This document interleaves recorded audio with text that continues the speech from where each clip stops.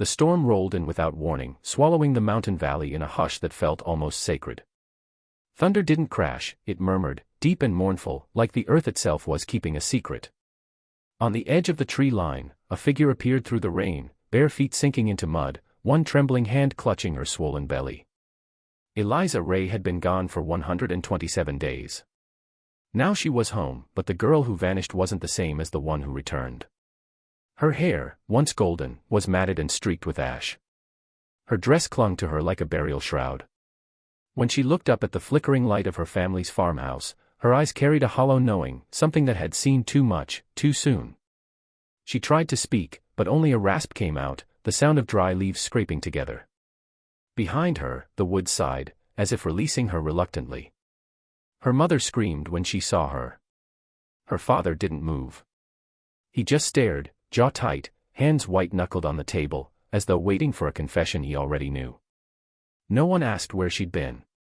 No one dared. That night, they locked her room from the outside. And though the rain stopped before dawn, the sound of crying, faint, broken, and not entirely human, drifted from the forest long after. Something had followed Eliza home. When Eliza Ray stumbled out of the forest and onto the cracked road that led into the forgotten town of Briar Hollow, it was as if the woods themselves had exhaled her. The mist clung to her like a second skin, her bare feet blackened by dirt and dried blood. She had been gone for nearly 4 months, her disappearance whispered about in church pews and over cracked diner tables, the kind of story people stopped believing would ever find an ending. But now she was back, gaunt, trembling, and unmistakably pregnant. The sheriff, a man who had given up the search 2 months ago, froze when he saw her approaching under the streetlight, her eyes unfocused, lips moving without sound. She looked less like a runaway and more like something the forest had taken, altered, and reluctantly released. When her father arrived to collect her, his reaction wasn't relief, it was dread. He didn't embrace her or ask where she'd been. He only muttered that she needed to come home before anyone else sees. The townspeople who caught sight of her that night said she looked like a ghost walking among the living. They couldn't understand how a girl with no shoes, no food, and no shelter had survived through the bitter Appalachian winter. Some swore she had help, others whispered darker things, that the woods had claimed her as one of their own. At home, the Ray farmhouse sat hunched at the edge of the forest, the paint peeling in strips, the windows forever fogged. Eliza's mother wept when she saw her daughter's swollen belly, but her father's voice silenced her instantly. No one spoke the word pregnant. No one dared to ask who the father was. Eliza herself said nothing, only clutching at her stomach as if protecting something fragile, or something cursed. She slept fitfully that night, the sound of rain tapping against the window mixing with faint noises from the woods, like footsteps too deliberate to be the wind. The next morning, when the town's preacher came to visit, the Rays told him Eliza had been found wandering near the old creek bed, delirious and half-mad. They said she didn't remember anything. But when the preacher tried to pray over her, she began to tremble uncontrollably, her breath catching as she whispered, "Don't let him in." The preacher asked who she meant, but Eliza turned her face to the wall and refused to speak again. By evening, word had spread across Briar Hollow. The girl who disappeared had come back carrying a secret no one wanted to name. And in the shadows beyond the tree line, something waited, something that had watched her leave and knew she would one day return. After Eliza's sudden return, the Ray household became a fortress of silence. The heavy curtains stayed drawn even during daylight, and the front porch, once a place where her mother used to shell peas and gossip with neighbors, remained empty. Her father forbade anyone from visiting, turning away the few townsfolk who came offering prayers or food. Inside the creaking farmhouse, the air felt thick, almost watchful, as if the walls themselves were listening. Eliza's room, tucked away at the far end of the narrow hall, was locked from the outside each night, and the key never left her father's pocket. He said it was for her own good, that she needed rest, that the world outside didn't understand what she'd been through. But even Eliza could hear the lie trembling in his voice. Her mother tried to comfort her in hushed whispers through the crack of the door, slipping in bowls of broth or torn pages from the Bible, but even her kindness was laced with fear. Whenever Eliza mentioned the woods, her mother would flinch and beg her not to speak of it again. The baby growing inside her was the secret no one dared to name, yet its presence was undeniable. Her dresses no longer fit, her body changing faster than the weeks passing by. When she asked to see a doctor, her father's tone hardened into something cold and final. no strangers, no questions, no more talk. At night, she heard arguments through the thin walls, her mother crying, her father insisting, "We can't let anyone find out." His voice carried a desperation that made Eliza's stomach twist. She couldn't understand why her family, who had once prayed so loudly for her safe return, now acted as if her survival was a curse. The house had become a cage, and she was both prisoner and reminder of something unspeakable. Sometimes she'd press her ear against the windowpane, listening to the forest beyond the fields. There were nights when she swore she could hear footsteps out there, slow, deliberate, moving just beyond sight. Once, when she whispered to her unborn child that she would run away before it was born, the candle beside her flickered and went out. In the darkness, she felt something cold brush against her shoulder, like a hand that wasn't there. She told herself it was the wind, but deep down, she knew better. Her father's eyes avoided hers in daylight, his words clipped and heavy. The shame in that house didn't belong to her alone, it lingered in every room, soaked into the walls, carried in every breath they took. Something had happened before she disappeared, something the family would rather bury than confess, and Eliza was the living proof that the past had finally come home. The woods behind the Ray farmhouse had always been a place of whispers. Children were warned not to wander there after sunset, and hunters spoke of strange echoes that made even their hounds whine and turn back. But after Eliza's return, the forest began to breathe differently. Locals started hearing sounds that didn't belong to animals, cries that rose and fell with the wind, sometimes soft and pleading, sometimes sharp enough to stop conversation mid-sentence. The first to mention it was old Mrs. Crenshaw, who lived half a mile from the Rays. She told the sheriff she heard a woman sobbing from the trees one night, followed by what she described as a lullaby with no words. The sheriff dismissed it as imagination, yet when he drove past the Ray property the next evening, he swore he saw movement in the mist, a shape too large to be Eliza and too quiet to be human. Within a week, others began to talk. Farmhands heard cries echoing from the hollow around midnight, always ending in a single, sharp wail that faded into silence. Children started waking from nightmares, claiming they'd seen a pale woman standing by the fence line, her hair floating as if she were underwater. The air itself seemed to change, heavier, damp with a scent like iron and soil. The Ray family said nothing. When asked if they'd noticed the sounds, Eliza's father simply muttered that coyotes were back that season. But even the dogs in town refused to go near the woods, howling and clawing at their chains when the wind carried those cries across the valley. Inside the farmhouse, Eliza lay awake most nights, her hands pressed to her belly, listening. She could hear the forest speaking in its strange rhythm, whispers that rose through the floorboards, as if the earth were calling her name. Sometimes she'd see lights flickering between the trees, faint and bluish, moving with a pulse that almost matched her heartbeat. Once, she opened her window and thought she saw someone standing just beyond the tree line, watching. The figure didn't move, didn't breathe, only dissolved when the first hint of dawn touched the horizon. The people of Briar Hollow began to avoid the road leading past the Ray home altogether. They said the forest had started mourning, that whatever lived there had been disturbed. Rumors spread that the cries belonged to something Eliza had left behind during her months away, something that had followed her back and was waiting for her to return. Each night, as the moon hung low and pale, the forest seemed to lean closer to the farmhouse, its branches like fingers reaching for what it had lost. When the midwife, Martha Klein, finally came to the Ray farmhouse, it was not by invitation but out of necessity. Eliza had fallen ill, her body shaking with fever and pain that made her cry out in the night. Her mother had sent for Martha in secret, knowing her husband would disapprove, but the girl's condition had grown too dire to ignore. When Martha entered the dimly lit room, the first thing she noticed was the smell, damp wood, sweat, and something faintly metallic, like rust. Eliza lay curled on the bed, her face pale and hollow, her hands clutching at her swollen belly as though something inside her was trying to escape. Her hair was tangled, her lips cracked, but it was her eyes that unsettled Martha most. They were wide open, glassy, and fixed on something behind the midwife, though there was nothing there. As Martha checked her pulse and examined her, she noticed strange marks along Eliza's arms and neck, thin, deliberate cuts that had healed unevenly. At first, she thought they might be scratches from brambles, but the lines were too precise, forming faint, curling patterns that seemed intentional. When Martha asked about them, Eliza turned her head away and whispered that they weren't hers, that he marked me so I wouldn't forget. The words were soft, barely audible, but they froze the midwife in place. She wanted to ask who he was, but Eliza's mother shook her head sharply, silently begging her not to continue. As Martha washed the girl and listened to the faint heartbeat within her belly, she felt the air grow heavy, pressing against her chest. The candlelight flickered for no reason, and for a brief moment, the sound of crying seemed to echo from the floorboards beneath them. Martha tried to steady her hands, convincing herself it was only the wind.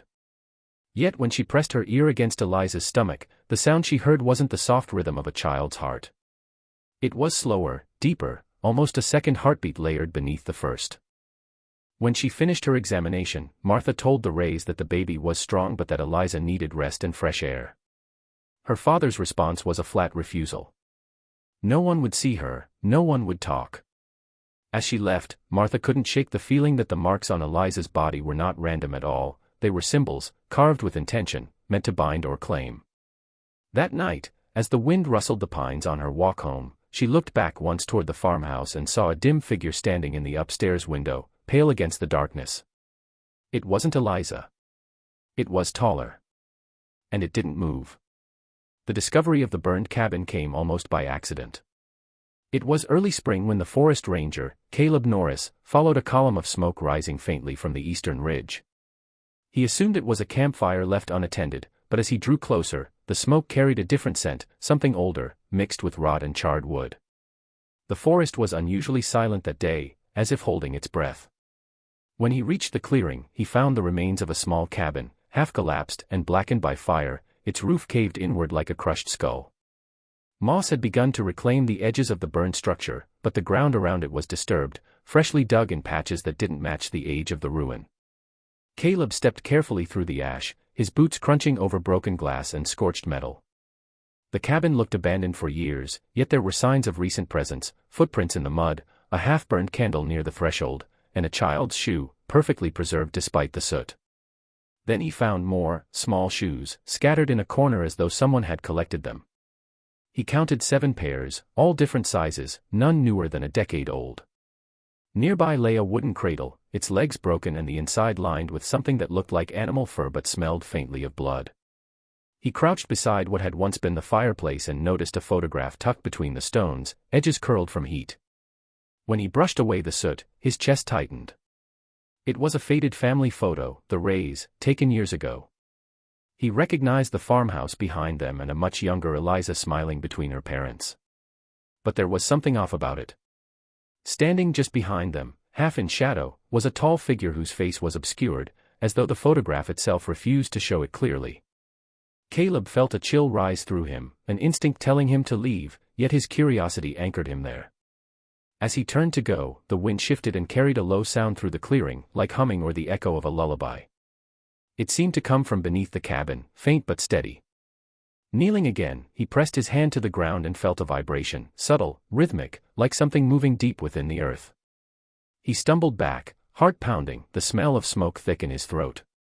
When he reported the sight later that evening, the sheriff brushed it off, saying the Rays owned that land long ago and that no one lived there anymore.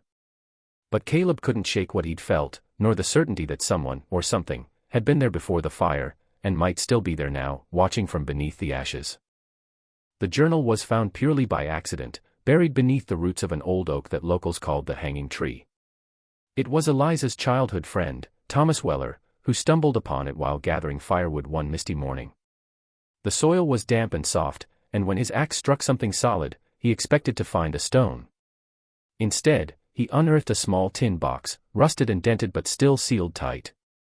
Inside, wrapped in a faded handkerchief, was a leather-bound book, warped by moisture but miraculously intact. When he opened the first few pages, he recognized Eliza's handwriting immediately, neat, rounded letters that had once filled the margins of her school notebooks. The first entries were innocent enough, full of childish thoughts about the woods, her family, and her dreams of one day leaving Briar Hollow. But as he read further, the tone began to shift, the sentences becoming shorter, fragmented, and frantic. She wrote about the forest in ways that made his stomach tighten. She described how it spoke at night, how she heard her name whispered from the tree-line, and how sometimes she would wake to find footprints outside her window that matched her own. She mentioned someone she called the Watcher, who appeared only when she was alone, whose breath she could feel but never see. In one passage, she wrote that the Watcher had promised to keep her safe, that he was part of the family, that he had always been there. Thomas flipped through the pages with trembling hands, noticing that the ink grew darker, smudged in places as though written in haste or fear. Near the end of the journal, the entries turned almost unreadable. The handwriting changed, slanted, erratic, as if written by someone else using her hand. The last few pages were full of strange symbols and fragmented sentences. He wears my father's face, the child is his mark, the forest remembers. The final entry stopped mid-sentence, the last words trailing off in a jagged line as if the pen had been yanked away. Thomas closed the book, his heart pounding, and looked around the quiet woods. The air felt wrong, too still, too heavy. He had grown up near these trees, but at that moment, they felt alive, watching. As he turned to leave, he noticed something carved into the trunk of the oak, fresh letters, uneven but deliberate. It was Eliza's name, and below it, a date only a week old. His hands went cold. She hadn't written in that journal for months before she disappeared, yet somehow her name had been marked there after she returned. He buried the box again that night, swearing to tell no one what he'd found, but from that day on, he never set foot near the woods again. The truth about the Ray family began to unravel when a local historian named Clara Denton visited the county records office. She was researching land ownership disputes in Briar Hollow when she stumbled upon something peculiar: birth certificates and marriage records from the Ray lineage that didn't quite make sense. Names repeated across generations in strange ways, with fathers listed as cousins, uncles as husbands, and mothers who appeared twice in different decades. Some records were scratched out or missing entirely, as though someone had tried to erase the pattern. The deeper she dug, the more twisted the bloodline appeared. Each generation of Rays seemed to fold back on itself, creating a web of relation so tangled that it was nearly impossible to tell where one branch ended and another began. Clara brought her findings to the town's pastor, hoping he could shed light on what she'd uncovered, but his face went pale the moment she mentioned the Rays. He told her softly that some histories were better left buried. When she pressed him, he admitted that the Rays had always kept to their own, rarely marrying outside the family, and that it had been that way since the town's founding. The original patriarch, Elias Ray, had built his farmhouse on the edge of the forest in the 1800s, and from that moment on, the family had rarely left those woods. Over the years, stories had circulated: children born sickly, strange deaths, women disappearing for months and returning with babies whose fathers were never named. That night, Clara went through the archives again, tracing the lineage by lantern light.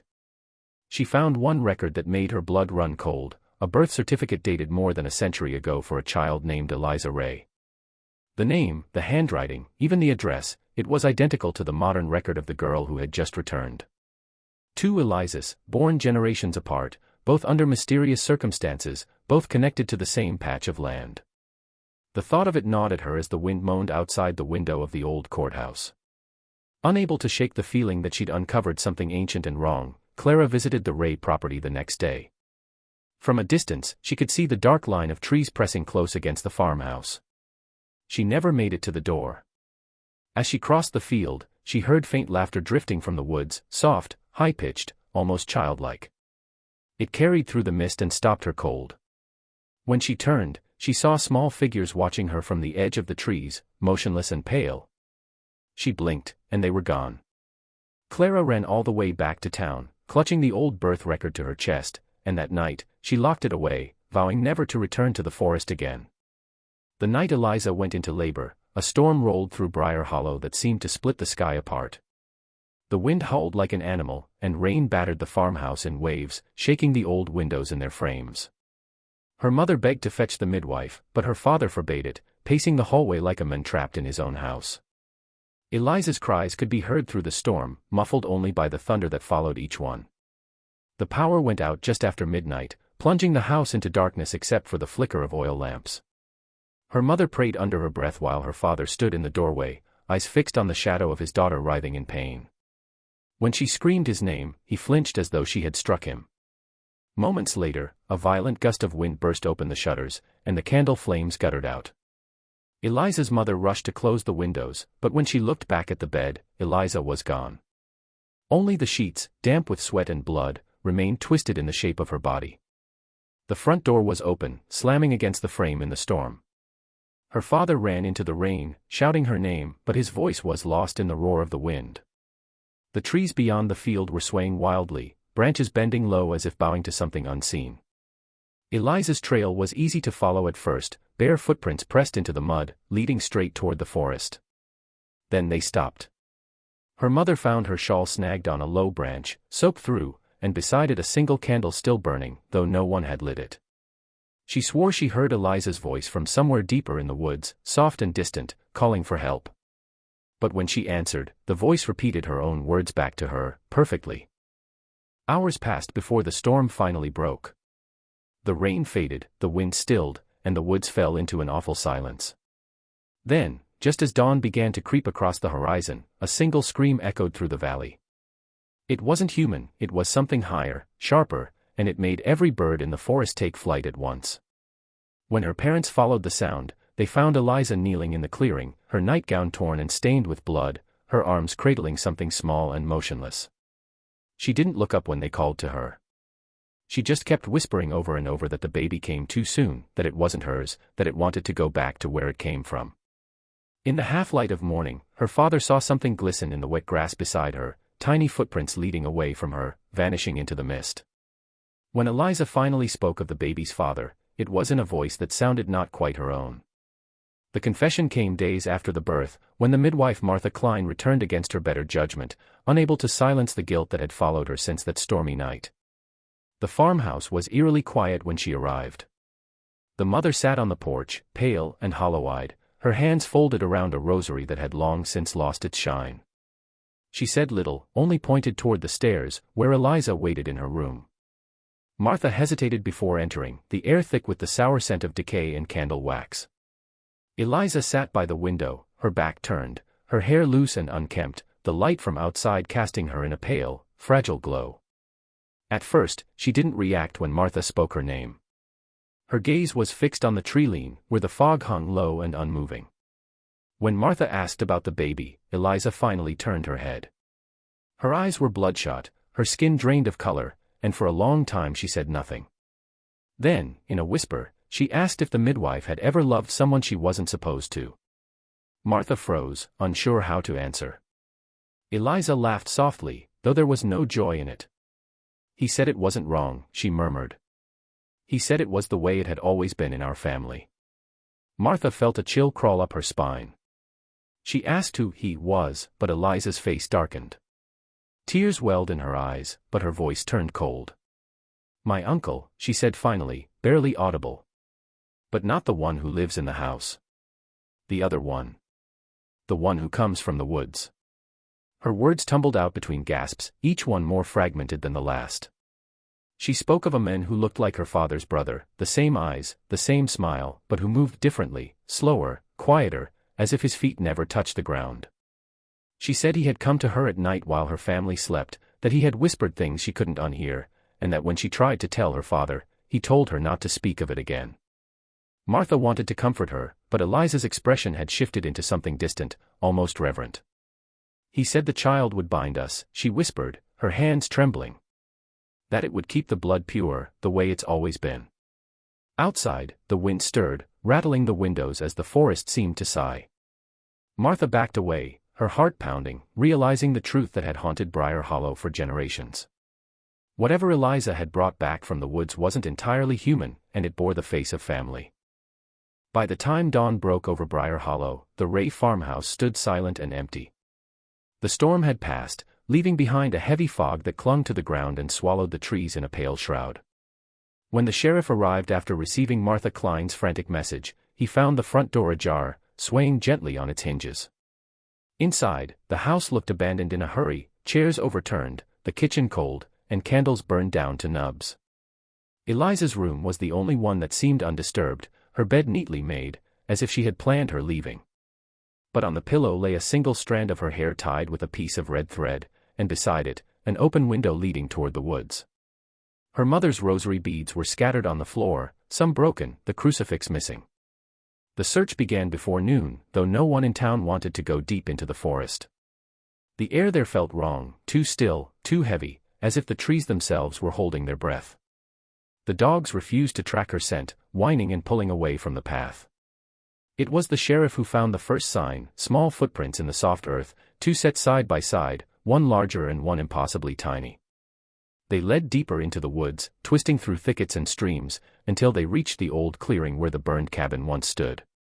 The ground there was damp, slick with ash and moss, and though the cabin had long been reduced to ruins, the air around it carried the faint smell of smoke again, as if the fire had only just gone out. In the center of the clearing lay Eliza's shawl, folded neatly, as though left behind on purpose. The footprints ended just beyond it, vanishing into the fog. The sheriff called out her name, but the only answer was the sound of the wind moving through the branches. For a moment, he thought he saw movement among the trees, a pale figure, thin and stooped, holding something close to its chest. He raised his lantern, but when the light touched the mist, it revealed nothing but empty air. When he returned to town, he told no one what he'd seen, only that Eliza and the baby were gone. In the days that followed, people claimed to hear crying from the woods at dusk, soft and rhythmic, sometimes followed by the echo of a lullaby. The Ray farmhouse fell into ruin, and no one lived there again. Yet on certain nights, when the fog drifts low across the valley, the faint outline of two figures can be seen walking hand in hand along the tree line, one tall, one small, before disappearing once more into the heart of the forest that had always belonged to them.